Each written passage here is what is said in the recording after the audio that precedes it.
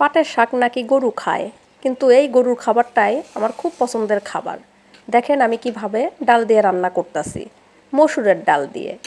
কে কে আমার মতো এইভাবে মজা করে মসুরের ডাল দিয়ে পাটের শাক রান্না করে খান, অবশ্যই কমেন্ট করে জানাবেন। আমার কাছে যাই হোক, এই পাটের শাক খুবই মজা লাগে এইভাবে ডাল দিয়ে, এক কথায় অসাধারণ লাগে। আর এদিক দিয়ে আমি পাটের শাকও রান্না করতেছি, একটু পরিমাণ মতো কাঁচামরিচও দিয়ে দিচ্ছি।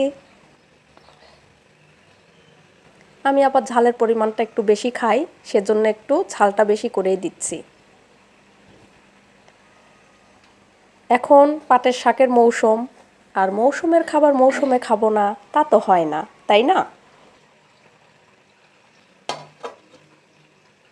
আর এই দিক দিয়ে আমি এটাকে একটু নাড়াচাড়া দিয়ে নিচ্ছি।